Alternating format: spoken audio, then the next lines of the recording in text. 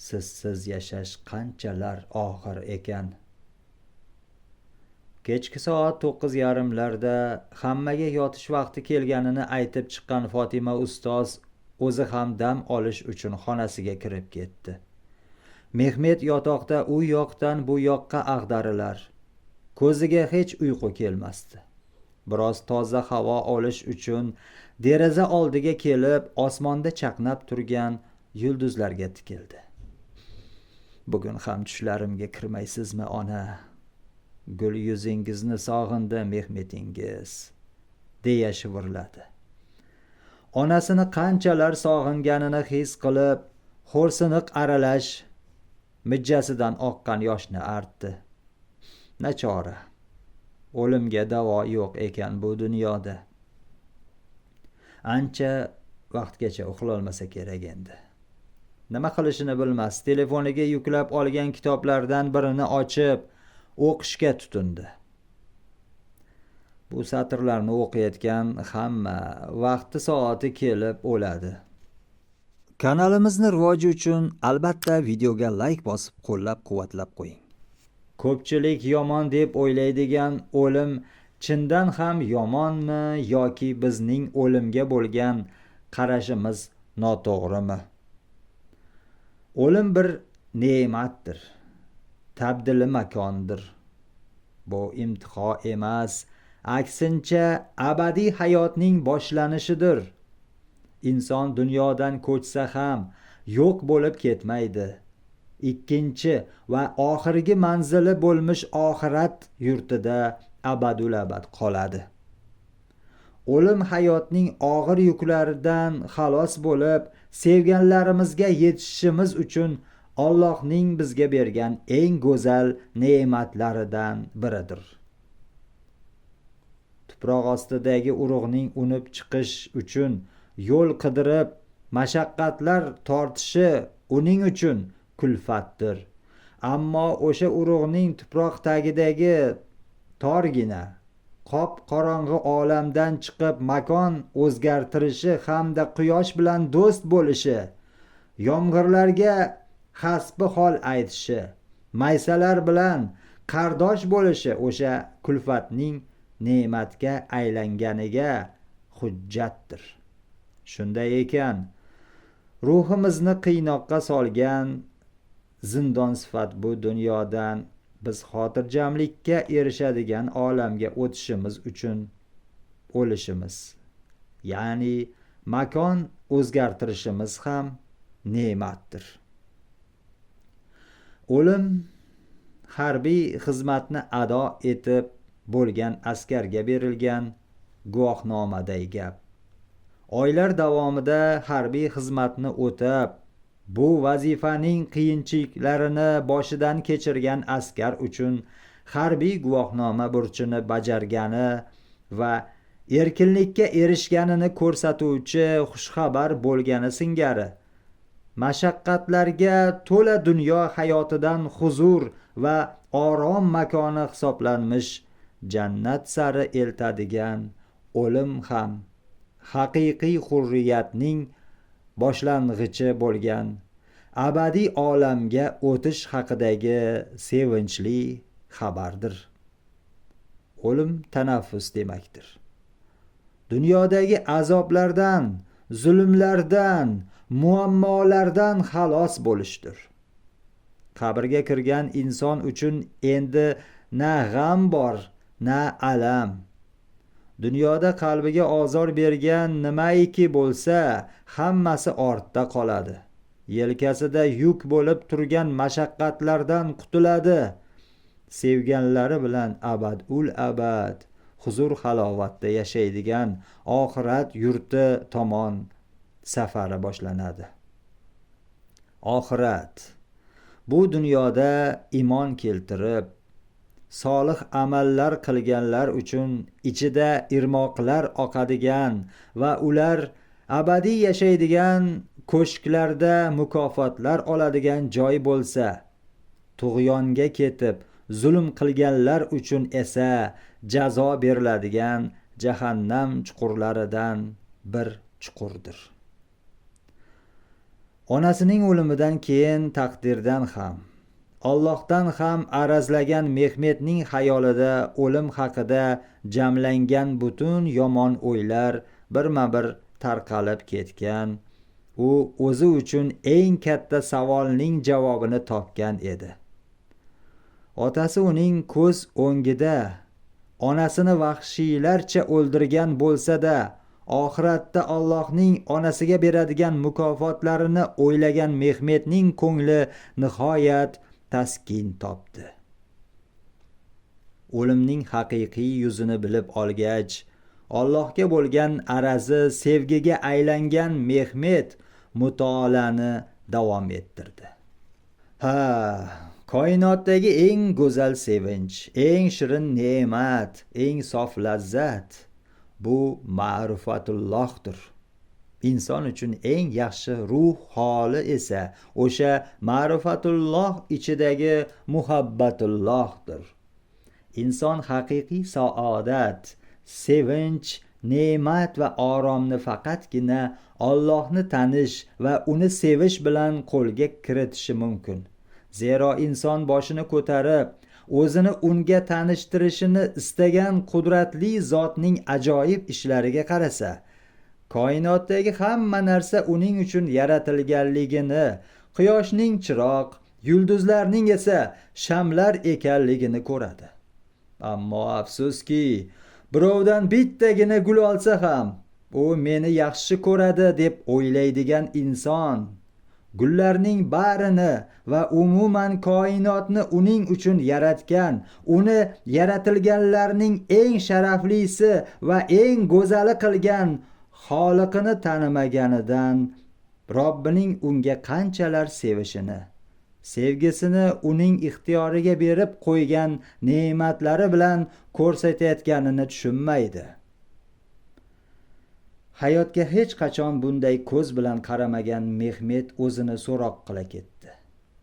Bu safargi isyoni Allohga emas, o'ziga va shu kungacha Allohni unga go'zal shaklda tushuntirmaganlarga edi.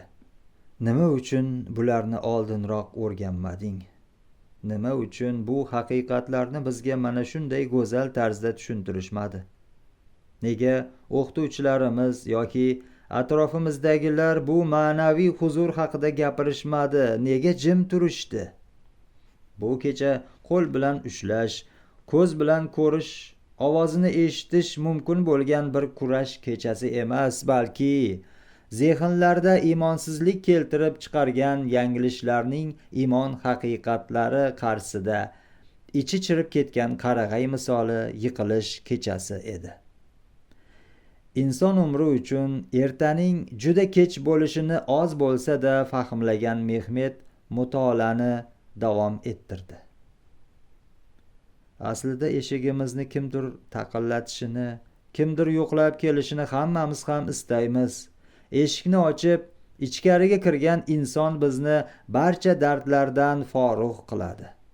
Muammolarimizni hal etadi deb o'ylaymiz. Ba'zan esa biz xohlamasak ham uning kamchiliklarimizni to'g'rilashiga ehtiyojimiz bo'ladi. Inson panoh topish ilinjida bir eshik izlaydi. Ammo noto'g'ri eshiklarni taqillatadi. Robbi unga har kuni beradigan ne'matlarini unutadi. Aslida Alloh sening uchun har kuni ertalab quyoshni chiqarishga majbur emas, seni bugun uyg'otishga, ushbu satrlarni o'qir ekansan, senga havo berishga ham majbur emas. Har oqshom dasturxoningni bezab turgan ko'katlar, sho'rva, go'sht, salatlarni berishga majbur emas. Ko'p narsaga muhtoj bir inson bo'lishing mumkin edi balki. Biror marta tongda o'rningdan turganingda Allohim meni bugun uyg'otganing uchun alhamdulillah. Yangi bir kun va seni yanada yaqinroq tanishim uchun yangi fursat deya sevindingmi? Men bugungacha boshimni umuman sajdaga qo'ymadim. Bergan, bermagan ne'matlaring sabab senga shukr qilmadim. Mana shularga qaramay, sen garchi berishga majbur bo'lmasang ham menga hamma narsani berding Rabbim, deb butun olam eshitadigan ovozda Allohu akbar deya oldingmi? Faqatgina namoz payti emas, har doim uning huzurida ekanliging majburiyati bilan boradigan boshqa eshigim, ma'budim yo'q. Rabbim sensan, meni yedirgan, kiydirgan, menga hayot bergan. Sensiz yashash qanchalar og'ir ekan degancha sajdada yig'ladingmi hech? Aslida biz seni yanglishtanibmiz Rabbim. Maoshimizni, sug'urtamizni to'lashga majbur rahbar kabi sinovga kirganimizda bizni o'tkazib yuborishga majbur deb o'ylaydiganimiz o'qituvchi kabi tanibmiz. Faqatgina qiyin vaziyatlarda yordamga keladigan bir do'st deb bilibmiz, ammo har on yonimizda ekanligingni ko'ra olmabmiz Rabbim. Inson nima o'zi? 5 ta sezgi a'zosi bilan butun lazzatlarni olish uchun yashaydigan va faqatgina vujuddan iborat mavjudotmi? U holda ruh qayerda qoladi? Badanini to'ydiradigan narsalar bor-u, ruhni to'ydiradigan narsalar yo'qmi? Albatta bor. Oziq-ovqat insonni zaharlamaydi, balki oziqlantiradi. Ruhning ozig'i iymon bilan birga ibodatlar bo'lishi lozimki, inson zaharlanmasin. Dunyoviy lazzatning nihoyasi bor, ammo ruhni to'ydiradigan lazzatning oxiri yo'q. Biz tirik ekanmiz.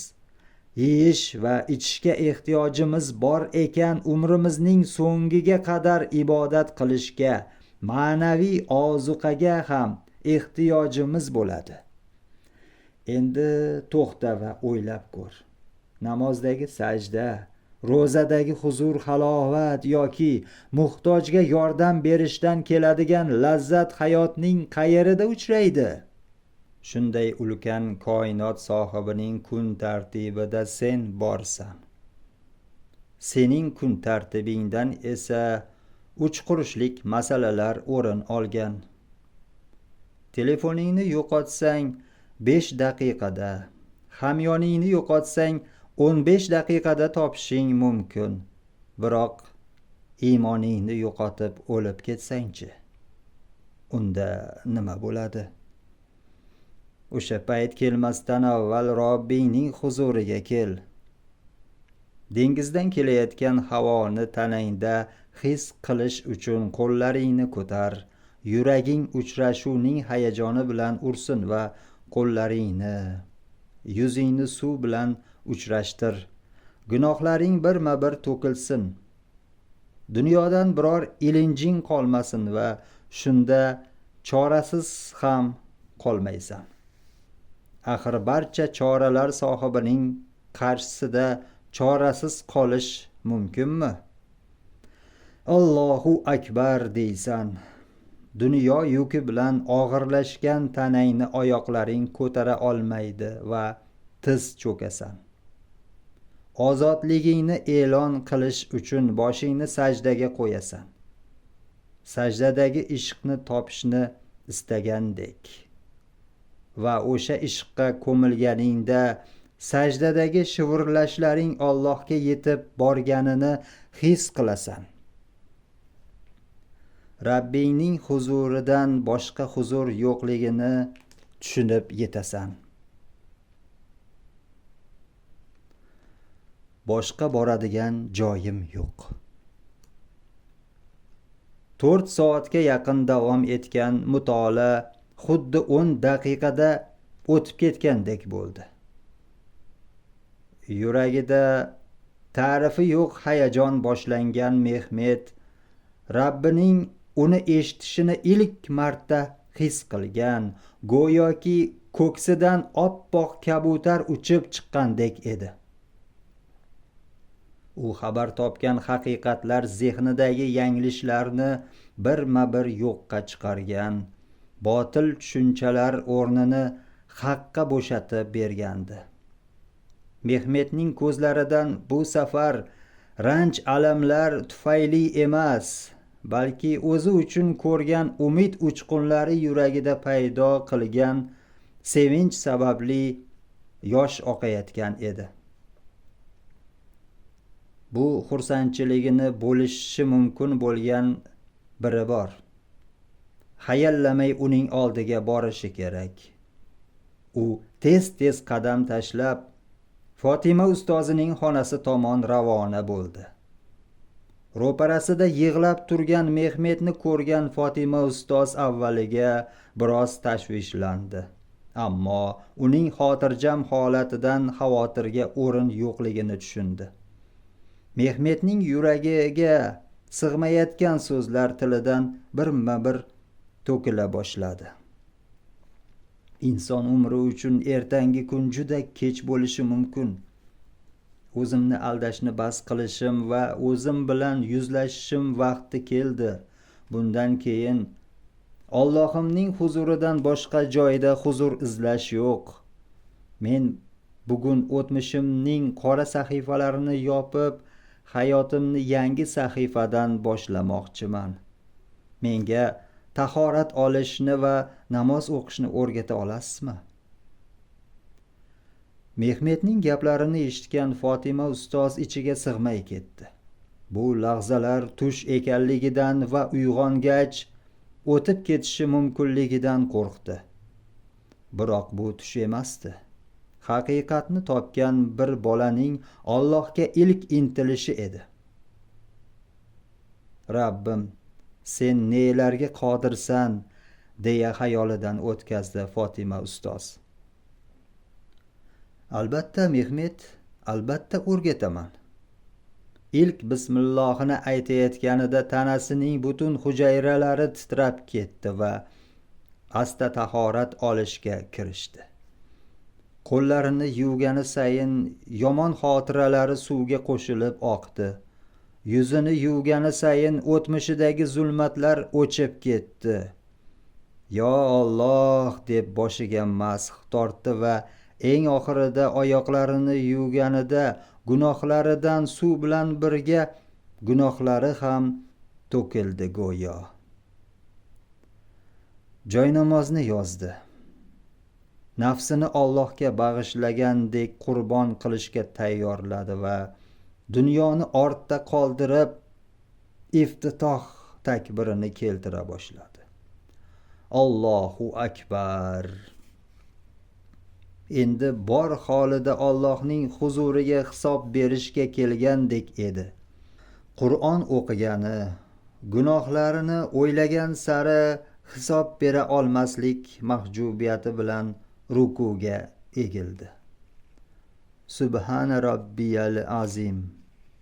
Ey buyuk Rabbim, sen barcha nuqsonlardan poksan. Men esa chorasizman. So'ng ming hijolatda sajdaga bosh qo'ydi. Subhana robbiyal a'la. Hisob berish oson bo'lmasligini tushungan edi.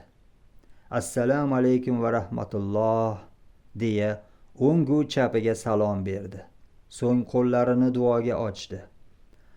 Allohim, tushundimki, sening rahmating va mag'firatlingdan bo'lak menga foyda keltiradigan hech narsa yo'q.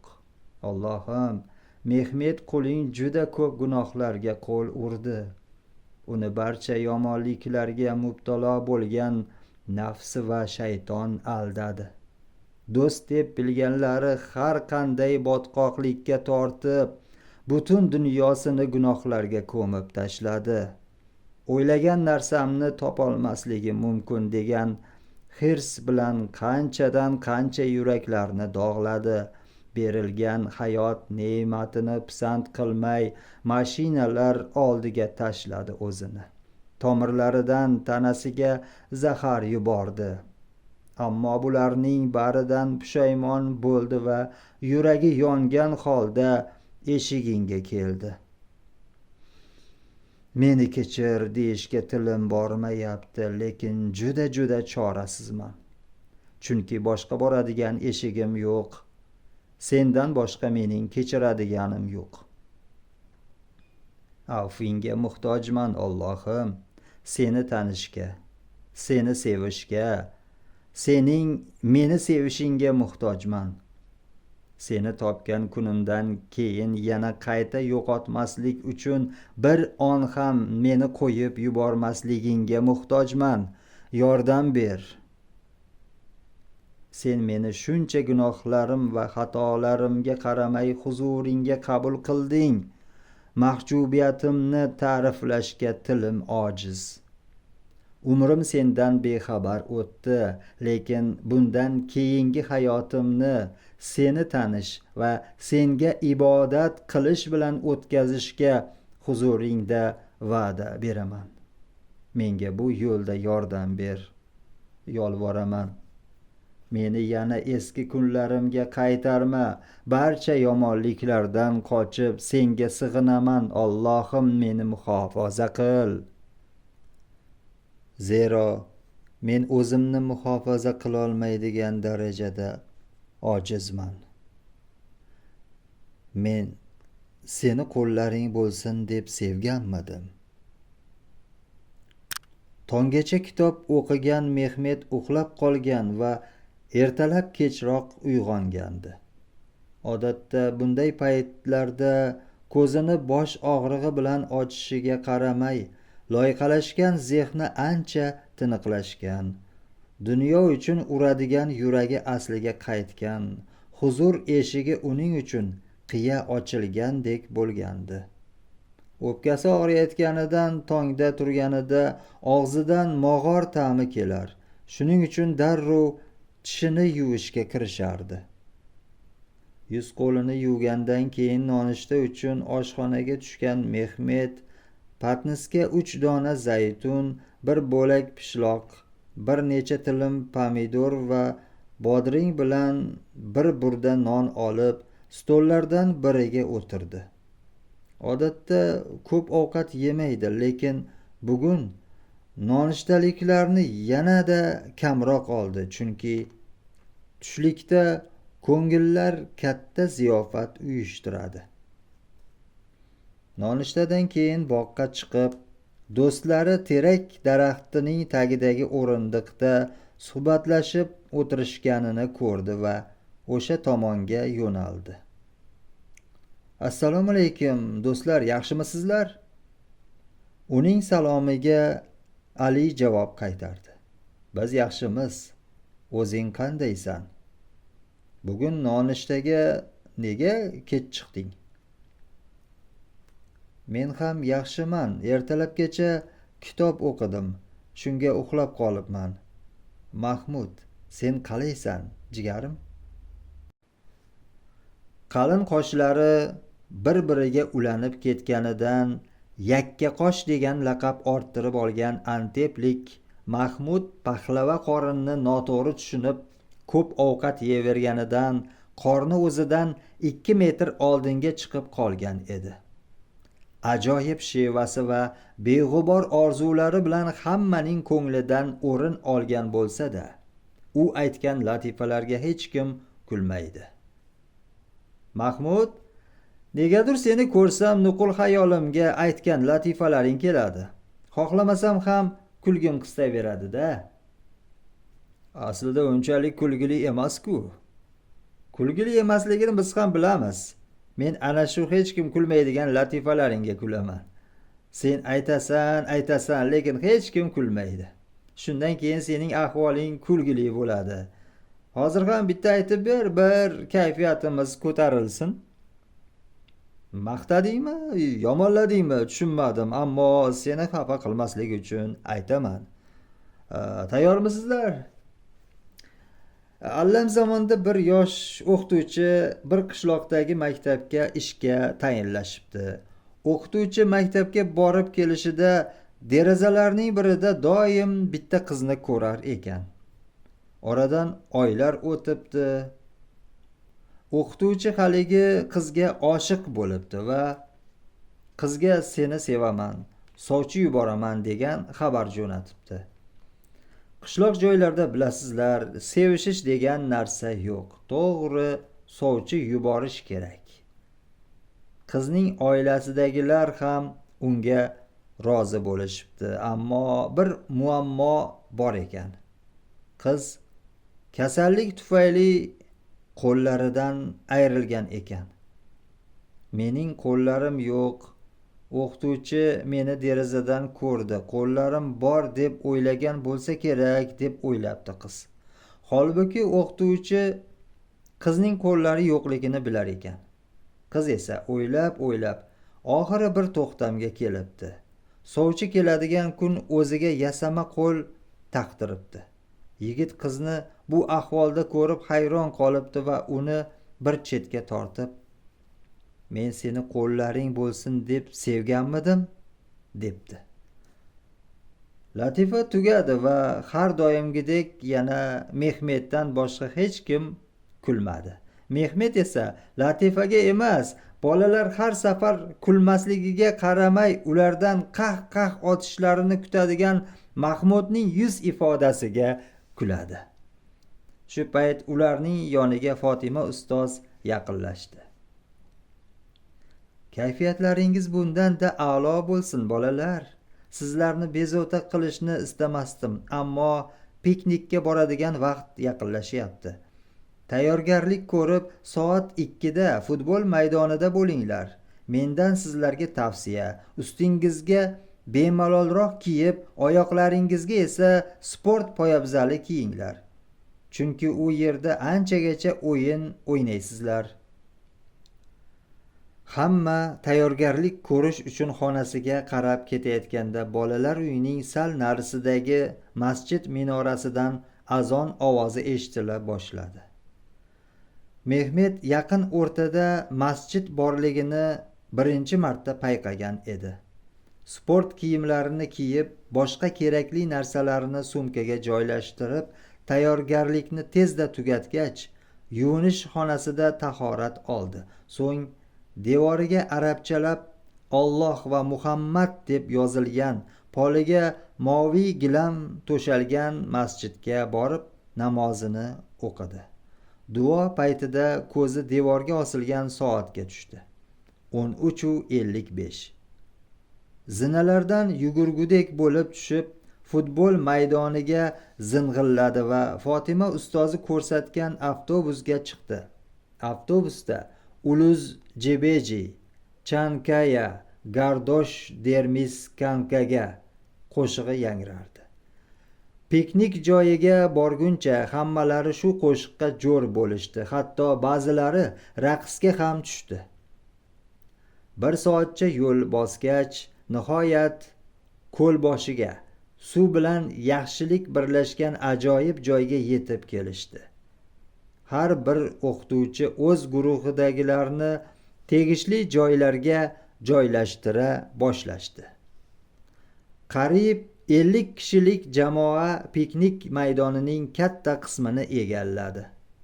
Ora-sirada ko'ngillilar tomonidan bunday tadbirlarning tashkil etilishi o'qituvchilar uchun ham, o'quvchilar uchun ham yaxshi bo'ladi.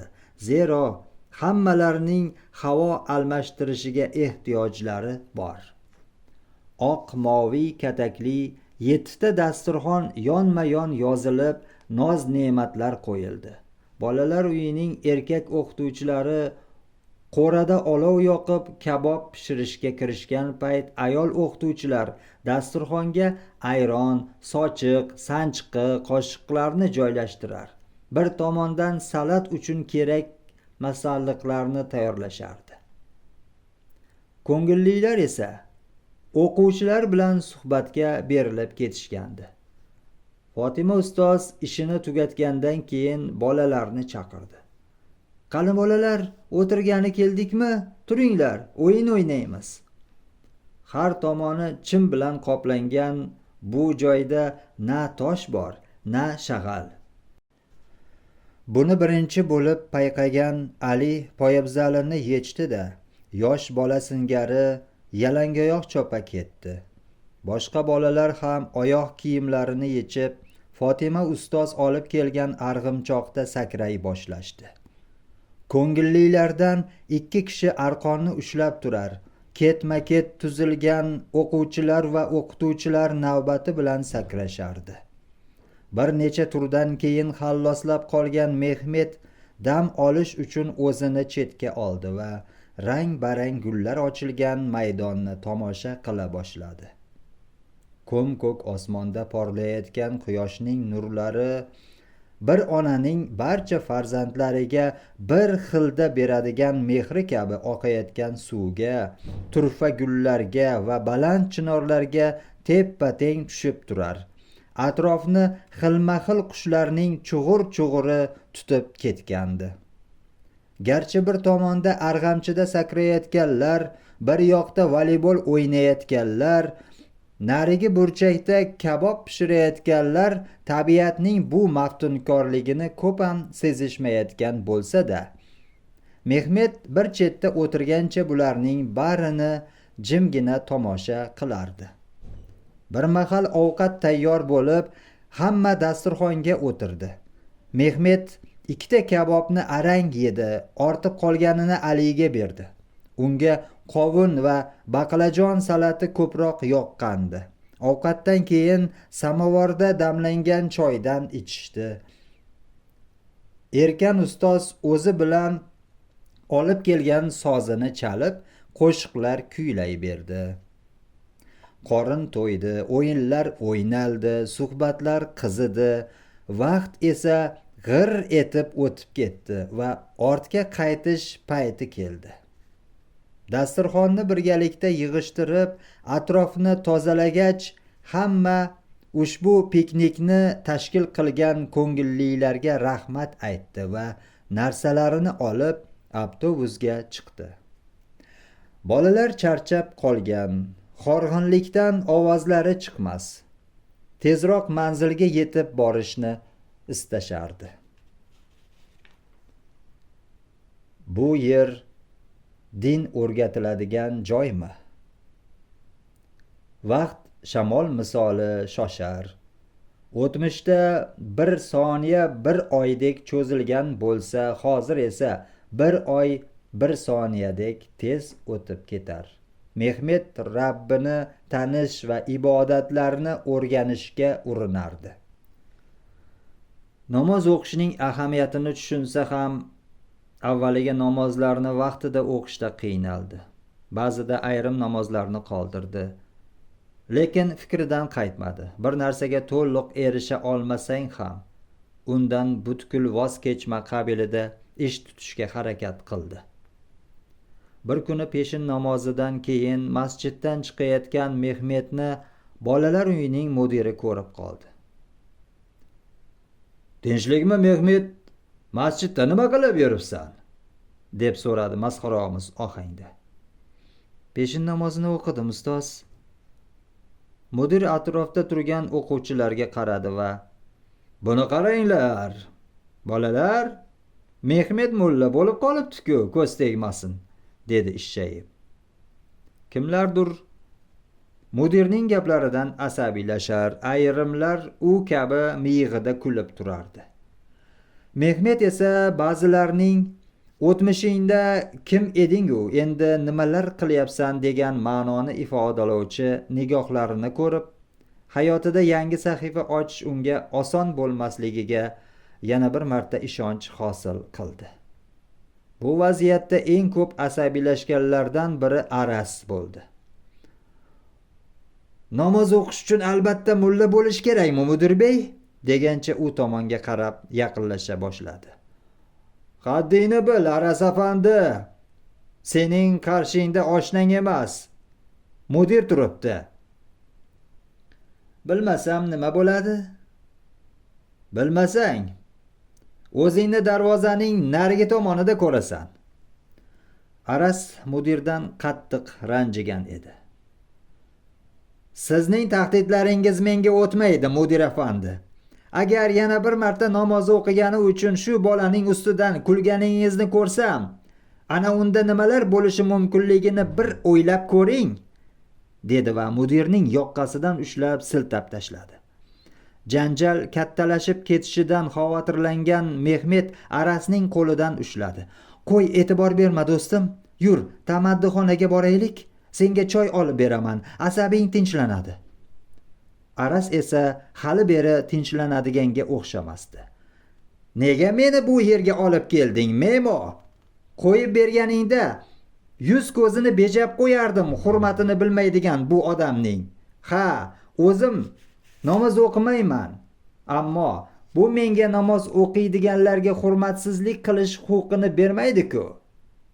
To'g'rimi? Sen ham biror nima desangchi, nohaqmanmi? Mehmet bosiqlik bilan so'z boshladi. Payg'ambar alayhissalom butun insoniyatga rahmat qilib yuborilgan shunday marhamatli inson ekanlarki, kimning qandaydir dardi bo'lsa, unga malham bo'lishga, kimning biror muammosi bo'lsa, uni hal qilishga urinar. İnsonlarning xatolarini tuzatib, to'g'ri yo'lga kirishlari uchun har doim Allohga duo qilar ekanlar. Kimdir u zotga azob bersa, fidoyilik bilan ko'krak kerib, har qanday aziyatni sabr bilan qarshi olar ekanlar. Odamlar u zotni ham quvishgan, ustlaridan kulishgan, eng og'ir haqoratlarni qilishgan. Hatto namoz o'qiyotganlarida ustlariga tuyaning ichak chavog'ini tashlab ketishgan ham. Ammo Rasululloh ularga qarata yomon so'z aytmaganlar. Bil'aks, Rabbim ular bilishmaydi, bilishganida bunday qilishmasdi deya shafqat va marhamat ko'rsatganlar. Hozir men shunday ustozga shogird bo'lishni istab, u zotga o'xshash uchun o'zimni tuzatishga urinar ekanman. U zotning qilganlariga teskari ish qiladigan bo'lsam, to'g'ri keladimi, do'stim? Bunday vaziyatlarda zimmamga tushadigani mudir va unga o'xshaganlar uchun Allohdan hidoyat so'rab, ko'pdan ko'p duo qilishdir. To'g'ri, do'stim. To'g'risi, e'tiroz bildirishga o'rin qoldirmading. Juda to'g'ri aytding. Katta rahmat, dedi va choyini ichgandan keyin xonasiga yo'l oldi. Mehmet esa Fatima ustozning xonasiga yo'naldi. Kirsam bo'ladimi, ustoz? Dedi eshikni taqillatib. Albatta, kel, marhamat, deya javob qaytardi ustozi va o'tirishi uchun teri qoplamali o'rindiqni ko'rsatdi. Mehmet o'tirishi bilan gapga tushib ketdi. Ustoz, men Mus'ab og'aning yozganlarini yaxshi ko'raman. Uning shunday satrlari bor. Mening ortimda bir ummon bor. Qo'limni botirib, yuzimizga bir necha tomchi suv tomizaman. Siz mening og'zimdan chiqqanlarga emas, ummonga qaranglar. Ummonga sho'ng'inglar. Men ham o'sha ummonga sho'ng'ishni istayman. Ustoz, ertaga menga ham o'sha qizil kitoblardan olib kelasizmi? Fatima ustoz xursand bo'lib ketgan edi. Kun kelib, Mehmet bangilikni tashlab kitobxonlikni boshlaydi deysa, kim ham ishonardi? Alloh, Alloh, dedi o'ziga o'zi. Mehmet so'ragan kitobni Fatima ustoz ertasigayoq olib keldi. Mehmet ishlov berilgan qizil teri muqovali bu kitobni qo'liga olishi bilan varaqlay boshladi. İlk sahifada Bismillah hamma xayrning boshidir degan so'zlarga ko'zi tushdi. Kitobga qiziqib ketib, maroq bilan o'qishga kirishdi. Kitoblarga bunchalik berilib ketganidan uning o'zi ham hayron edi. Fatima ustoz unga kundalik reja tuzib berdi. Bir tomondan kerakli bo'lgan ilmlarni o'rganar, ikkinchi tomondan boshqa kitoblarni mutolaa qilardi. Bir kuni kechga yaqin Mehmet xonada Ali bilan suhbatlashib o'tirgan edi. Aras qo'lida shokoladlar bilan kelib qoldi. Assalomu alaykum, qardoshlar. Qarasam suhbatlaring rosa quyuq bo'lyapti. Shirin ham bo'lsin deb shokolad olib keldim.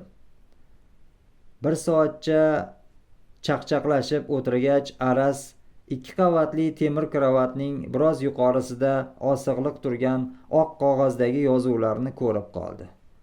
Unda Mehmetning kun tartibi yozilgandi. namozlarni 5 vaqt kanda qilmay o'qish, kamida 1 soat arab alifbosini o'rganish, kamida 20 sahifa kitob o'qish, kamida 2 soat dars tayyorlash. O'tmishdagi hayotini o'chirib tashlagan Mehmet namoz o'qiydigan, hech kimni ranjitmaydigan, doimiy ravishda dars qiladigan va o'qib o'rganadigan bolaga aylangan, xullas butkul o'zgargan edi. Undagi o'zgarishlardan eng avval Fotima ustozi va yana bir necha kishi xursand bo'lsa-da, bezovta bo'layotganlar ham yo'q emasdi. Bir kuni Mehmet oshxonada do'stlari bilan ovqatlanib bo'lgandan keyin qo'llarini ochdi va duo o'qiy boshladi. Ey bizni ne'matlari bilan oziqlantirgan sultonimiz, bizni jannatingga muyassar ayla, bizni marhamatingdan mosuvo qilma. Senga mushtoq va minnatdor bu qullaringni o'z holiga tashlab qo'yma. Yo Rab, gunohlarimizni kechir, bizni o'zingga qul o'laroq qabul ayla. Ruhimizni jismimizga, qalbimizni nafsimizga, aqlimizni amallarimizga hukmron qil. Lazzatni shukr uchun istaydigan qullaringdan qil. Yo Rab, bizga ehson qilganing moddiy va ma'naviy rizqimizga Rasuli Akram alayhissalatu vassalomning hurmatlaridan baraka bergin. Amin. Atrofida o'tirgan do'stlari ham unga qo'shilib yuzlariga Fotiha tortdi. Oshna, qarasam ovqatdan keyin ham, namozdan keyin ham doim duo qilasan. Bizning duolarimiz esa sira qabul bo'lmaydi. Nega shunday? Deb qoldi Ali.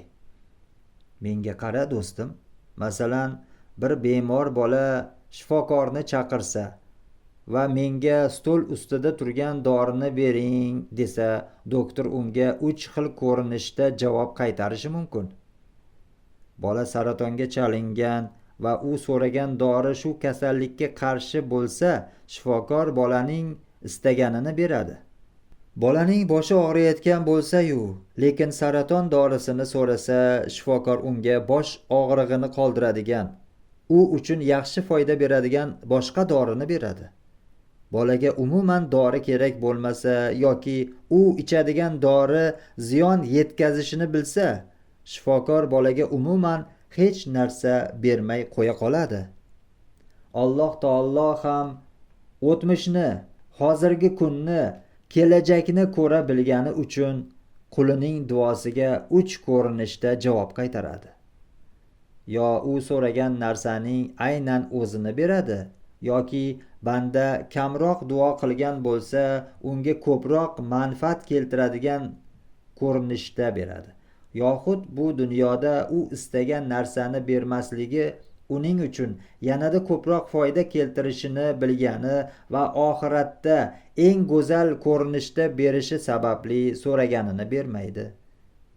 Mana shuning uchun ham Alloh oyati karimasida agar bandalarim sendan meni so'rasalar, men albatta yaqinman. Duo qilguvchi duo qilganda ijobat qilurman deya marhamat qiladi.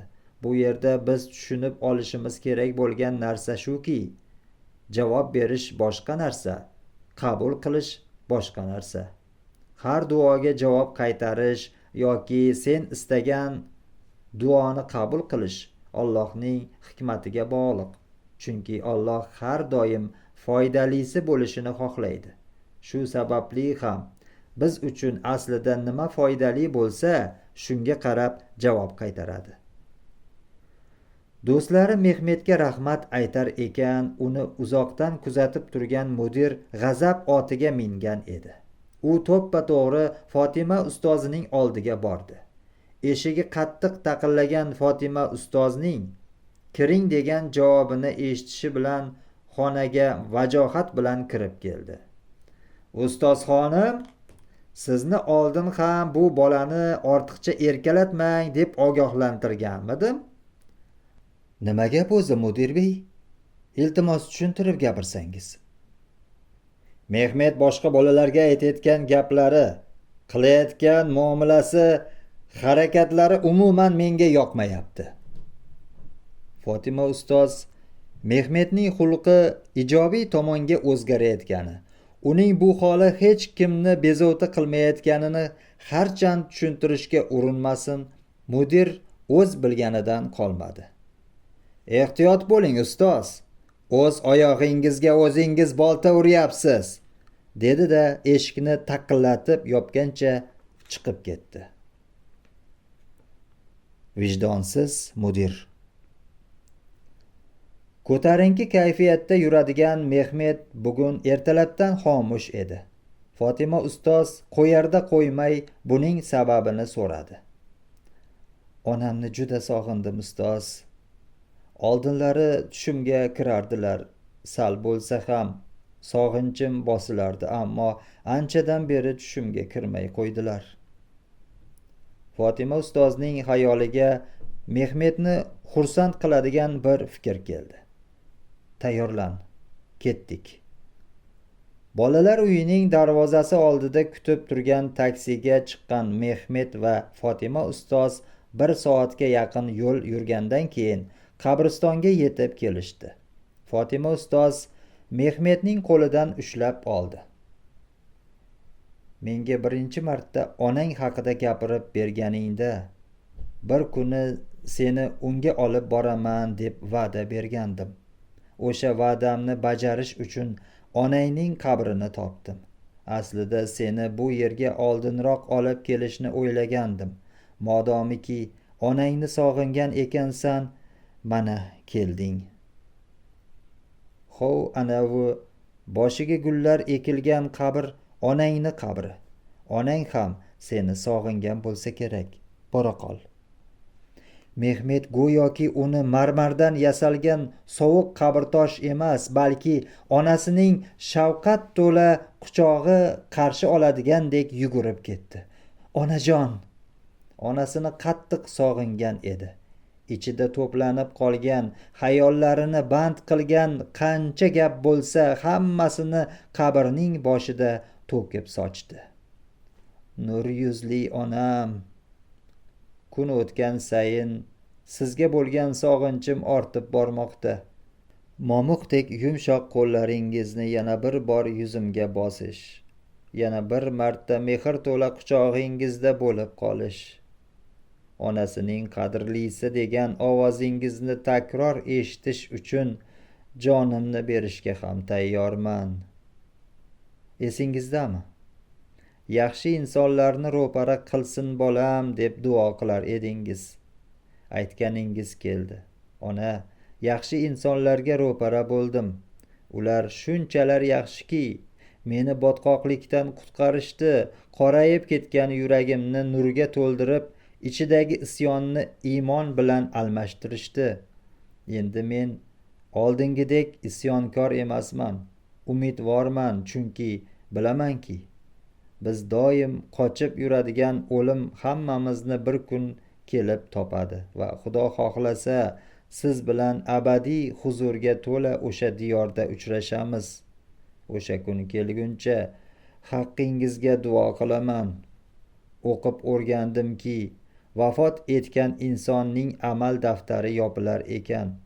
Biroq solih farzandining xayrli amallaridan vafot etgan onasiga ham savob yetib turarkan. Sizga so'z beraman. Umrim yetgunicha har doim xayrli ishlar qilaman. Ham o'zimga, ham sizga foydasi tegadigan inson bo'laman. Ortga qaytadigan vaqt bo'ldi. Bir necha soatni onasi ko'milgan qabr boshida o'tkazgandan keyin Mehmet o'zini ancha yengil his qilayotgan. Qaqragan yerning yomg'ir bilan uchrashuvida bo'lgan singari jonlanayotgan edi. Mehmet Aliga ham namoz o'qishni o'rgatdi. Bir kuni Ali namozda xayoliga har xil narsalar kelishini va vasvasaga tushib qolayotganini aytib, bu borada maslahat so'radi. Do'stim, aslida vasvasa unchalik ham qo'rqadigan narsa emas. Chunki imoning borki, vasvasaga tushyapsan. Kunlardan birida sahobalardan biri payg'ambar alayhissalomning oldilariga borib, xuddi senga o'xshab bu holatdan shikoyat qilibdilar. Rasululloh alayhissalom unga buning xavotirli emasligini, chunki bu iymondan dalolat ekanligini aytibdilar.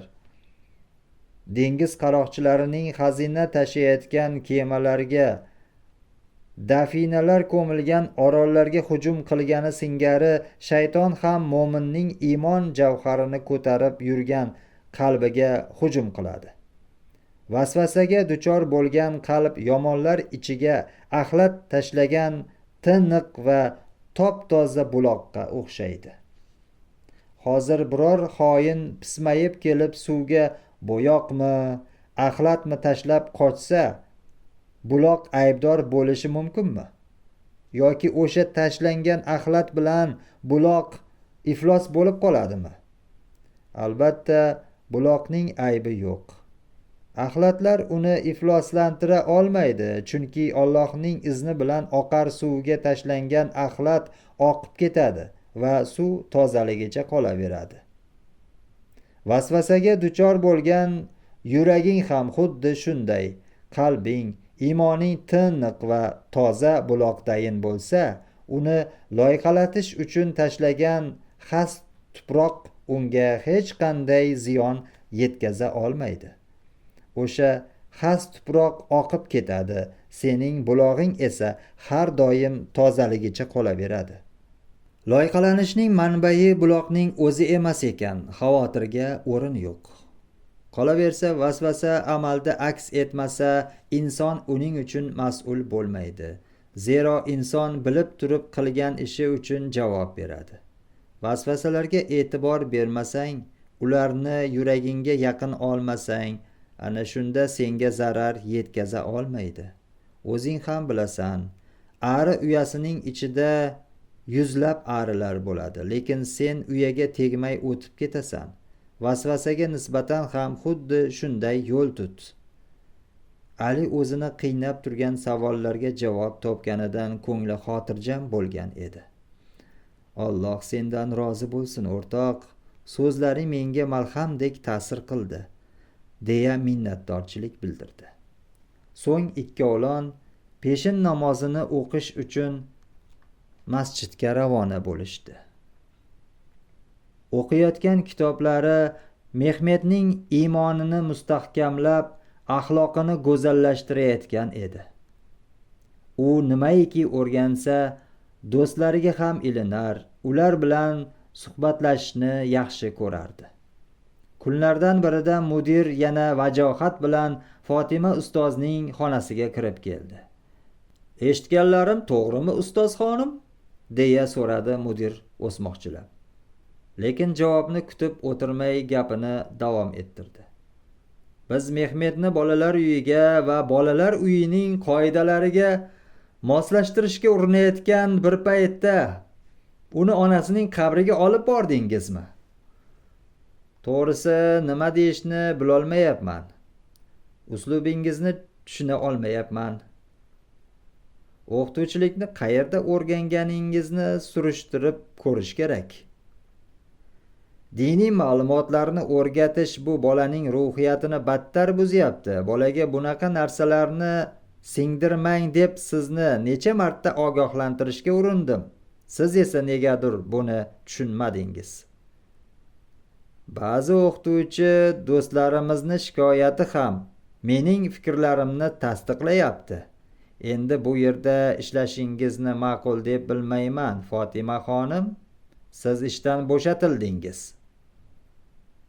Fatima ustoz ishdan bo'shatilganiga ko'p ham hayron qolmadi.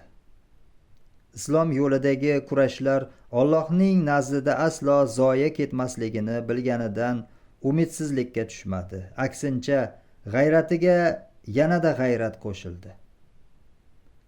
Yirik g'alabalar kichkina mag'lubiyatlar bilan oziqlanadi. Ko'ramiz, bizni qanday katta g'alaba kutib turibdi ekan. Ko'ramiz, Mavlonaylar naylasa go'zal aylar, dedi. So'ng bog'dagi terak tagida o'tirgancha kitob o'qiyotgan Mehmetning yoniga bordi. "Yana mutolaami, Mehmet?" "Ha, ustoz, Kitobni o'qib, boshimdan o'tganlarni o'ylaganim sari hayratga tushyapman. Qayerlardan qayerlarga keldim.